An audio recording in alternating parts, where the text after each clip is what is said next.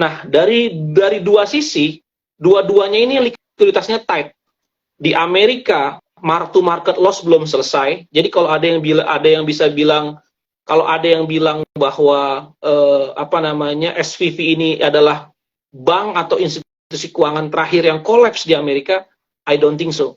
Menurut saya akan ada financial institutions atau bank di luar SVB dan yang sudah di price in market yang akan kena lagi. Simply karena mark to market loss obligasi korporasi dan obligasi negara yang dipegang oleh fund manager di Amerika itu loss-nya luar biasa. Tadi saya bilang 15% ekuivalen terhadap GDP-nya Amerika. Begitupun di Eropa. Di Eropa kalau kita lihat bund ya, kalau kita lihat bund itu dari minus kalau nggak salah 1%, sekarang tuh hampir 3-4% yang yield bund yang obligasi Jerman. Jerman itu kan 30% dari GDP Eropa.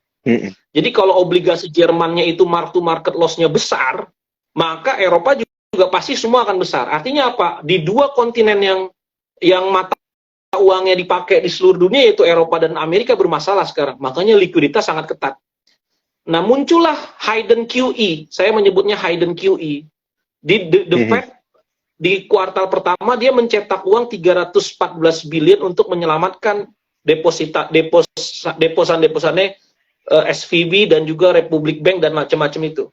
Cuman bedanya dengan QE adalah kalau QE the Fed melakukan itu ketika suku bunganya diturunkan. Jadi dia turunin dulu suku bunga sampai 0 baru dia printing money. Nah, kalau ini yang terjadi, suku bunganya belum diturunkan, tapi the Fed-nya udah printing money lewat cara memberikan repo facility. Nah, apa itu repo facility? Misalkan Mas Daniel pegang obligasinya Amerika di harga 100, terus tiba-tiba obligasinya Mas Daniel turun ke 90. Nah, Mas Daniel rugi. Kalau misalkan Mas Daniel jual di secondary market, maka Mas Daniel akan mencatatkan kerugian 10%. Beli 100, jual 90. Nah, tapi Mas Daniel nggak mau melakukan itu. Nah, supaya tidak mencatatkan rugi, akhirnya Mas Daniel merepokan atau menggadaikan obligasi yang dipegang Mas Daniel ke The Fed. Dan The Fed memberikan uang sebesar 100. Nah, cuma Mas Daniel karena mengagunkan US Treasury tadi, Mas Daniel dikenakan bunga oleh The Fed sebesar Fed Fund Rate plus 25 basis point. Jadi kalau sekarang Fed Fund Rate 5%, maka ongkosnya 5,25%. Nah, itu disebut dengan hidden QE. Kenapa? Karena dia tidak seperti QE sifatnya, tapi money supply-nya menggelembung di Amerika. Cuman bedanya dia menggunakan mekanisme repo facility. Nah, The Fed tidak hanya memberikan repo facility ini ke internal bank di Amerika, tapi juga ke overseas bank di Amerika. Karena apa? Masalah terjadi di repo market juga, di euro dollar market juga yang saya bilang. Liquidity crunch di luar Amerika. Nah, apa dampaknya kalau Amerika tidak memberikan swap facility ke negara-negara yang juga punya masalah liquidity kayak Eropa? Karena nanti kalau misalkan terjadi gagal bayar, seperti SVB, tapi di Amerika kita udah lihat ada Credit Suisse yang udah gagal. Dan sekarang Deutsche diisukan akan juga punya masalah seperti Credit Suisse. Dampaknya balik lagi ke Amerika. Karena apa? Karena pasti bank-bank di Amerika punya aset keuangan yang diterbitkan oleh Credit Suisse, yang diterbitkan oleh Deutsche. Jadi kalau misalkan Deutsche dan Credit Suisse-nya fail, bank-bank di Amerika pun fail. Dari mana contohnya tahun 2001, kenapa LTCM? LTCM itu Long Term Capital Management. Kenapa LTCM itu crash? Karena saat tahun 98 itu obligasi negara Rusia itu default. Jadi obligasi negara Rusia default sehingga LTCM waktu itu banyak pegang obligasi negara Rusia. Karena obligasi negara Rusianya fail, maka yang terjadi apa? Mereka fail juga. Dan itu hampir merubuhkan satu Wall Street tahun 2001. Nah, itu yang membuat sekarang Amerika memberikan pipeline credit facility atau swap facility ke negara-negara yang penting di luar Amerika. Dan dia juga memberikan repo facility ke bank-bank di dalam Amerika. Nah, apa yang terjadi sekarang? Prediksi saya, kalau bunga tidak cepat-cepat diturunin oleh The Fed di kuartal kedua, maka mark to market loss yang dipegang bank-bank di Amerika dan di luar Amerika akan makin getting bigger, akan makin besar. Nah, kalau itu yang terjadi, maka The Fed akan duluan dengan krisis, dengan credit event. Nah, kalau di kuartal kedua terjadi credit event, maka apa yang terjadi? Yang terjadi, The Fed akan naikin lagi balance sheet-nya. Dan dia dipaksa untuk potong tingkat suku bunga, mau nggak mau, untuk membuat mark-to-market loss-nya mengecil, gitu. Yeah. Sekarang The Fed dihadapkan dengan dua pilihan. Pertama, dia naikin balance sheet-nya, tapi tidak menurunkan tingkat suku bunga. Atau dia pertahankan balance sheet-nya, dia turunkan tingkat suku bunga. Mana yang dipilih sama The Fed? Yang dipilih sama The Fed, harusnya, kalau pakai akal rasional, harusnya yang dilakukan oleh The Fed itu adalah menurunkan tingkat suku bunga, bukan memberikan repo facility. Karena kalau memberikan repo facility, money supply di Amerika akan meledak lagi, sehingga inflasi yang tadinya mau dilawan tidak terjadi. Nah, jadi prediksi saya harusnya sih di kuartal kedua, at least di bulan Juni, kan sekarang tinggalkan Mei, kan FOMC itu adanya di bulan Mei, April nggak ada, adanya Mei. Maka di bulan Mei harusnya The Fed sudah mulai dovish tone-nya untuk memberikan clue bahwa mereka akan mulai pangkas tingkat suku bunga di bulan Juli. Yeah. Jadi di second half mereka sudah memberikan clue ke market, sehingga market confirm bahwa memang akan terjadi turnaround story di kebijakan moneternya The Fed. Sehingga apa yang terjadi? Stock market akan rally. Jadi kalau kondisi yang terjadi 6.800, kita sudah bottom. Sebenarnya kita sudah bottom di first Q itu udah bottom stock market kita, tinggal nunggu stock market kita naik ke level 7.000 begitu marketnya confirm bahwa memang The Fed akan potong tingkat suku bunga. Nah, itu satu ekspektasi bahwa the market, artinya market tuh ingin The Fed mengkonfirmasi bahwa akan jadi pemotongan tingkat suku bunga. Tapi kalau misalkan terjadi credit event, misalkan akhirnya The Fed memilih kekeh dia tidak memotong tingkat suku bunga, tapi yang terjadi adalah credit event, maka QE-nya akan lebih gede lagi, prediksi saya. Jadi balance sheet-nya The Fed akan lebih besar. Nah, kalau tidak terjadi pemotongan tingkat suku bunga di second Q, tapi balance sheet-nya yang naik untuk memberikan repo facility kepada institusi keuangan di Amerika dan di luar Amerika, maka dampaknya akan sama seperti potong bunga. Dampaknya akan sama seperti potong suku bunga. Dan yang terjadi apa? Stock market kita naik lagi. Stock market kita naik lagi. Nah, itu yang pertama. Yang kedua, high base effect. Kalau kita lihat Rusia tahun lalu itu kan mulai perang sama Ukraina itu bulan Februari. Makanya inflasi di Amerika mulai merangkak naik itu di bulan April sebenarnya sampai bulan September.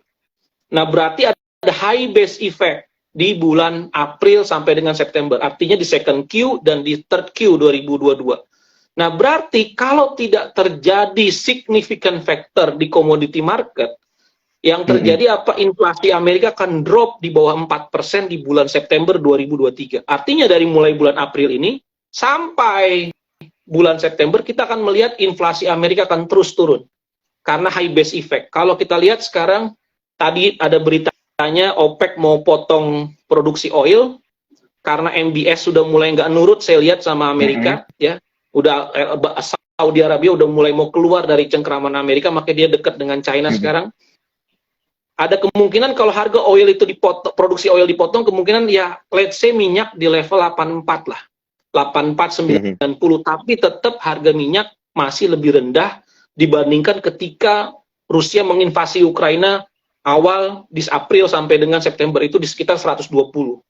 Artinya proses disinflationary pressure, disinflation itu tetap inflasi tapi inflation rate-nya turun. Itu turun ya.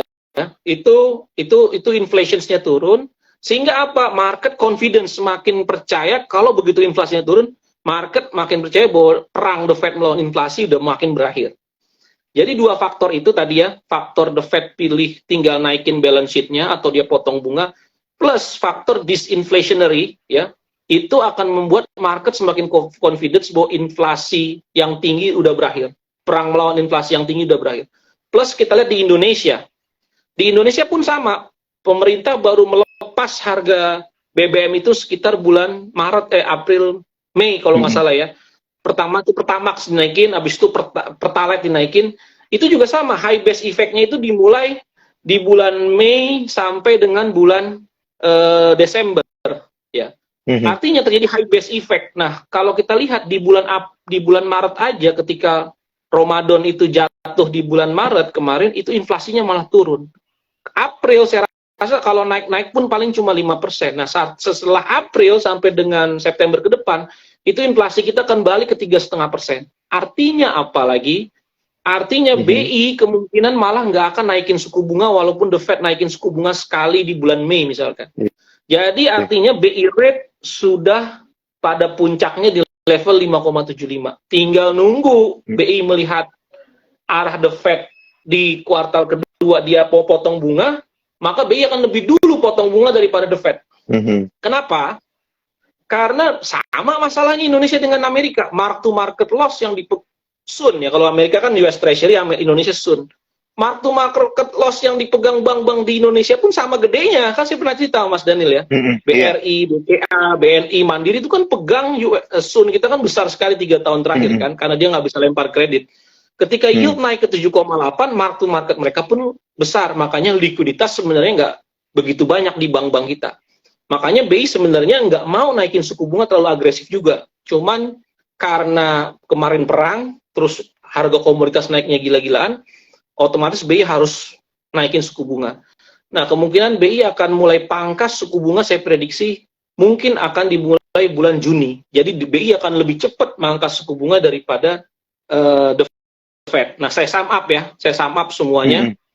Tadi The Fed akan kemungkinan pilihannya cuma naikin balance sheet atau potong suku bunga, yang dua-duanya positif ke capital inflow Indonesia.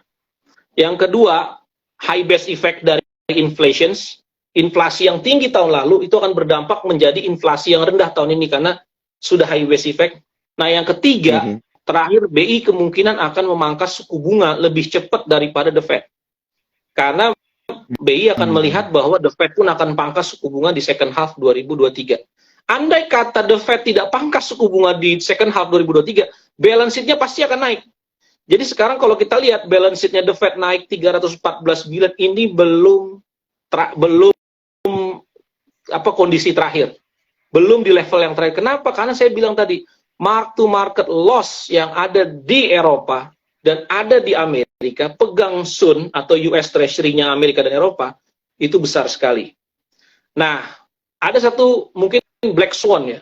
Kalau kita bicara black swan, apa yang mungkin terjadi? Akan ada credit event besar di Amerika atau Eropa.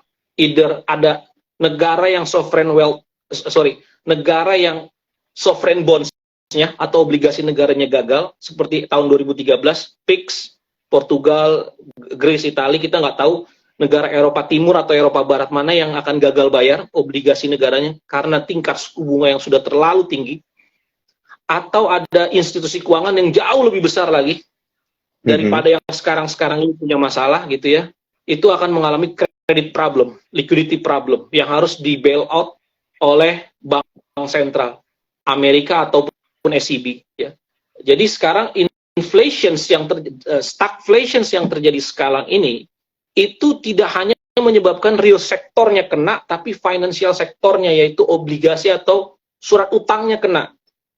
Either itu mark to market loss-nya besar atau credit event. Nah, kalau terjadi credit event di second quarter 2023, pasti The Fed dan SCB akan printing more money untuk menyelamatkan negara-negara itu. Dampaknya apa? Bagi Indonesia bagus. Capital inflow-nya akan makin gede. Nah, barulah ada tambahan likuiditas tadi, Mas Daniel. Kalau sekarang kan likuiditas kayak kebagi nih, antara market China, Hong Kong, dengan market Indonesia.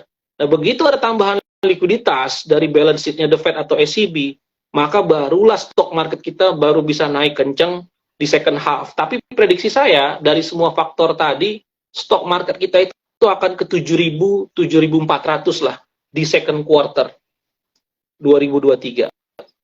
Gitu. Oke.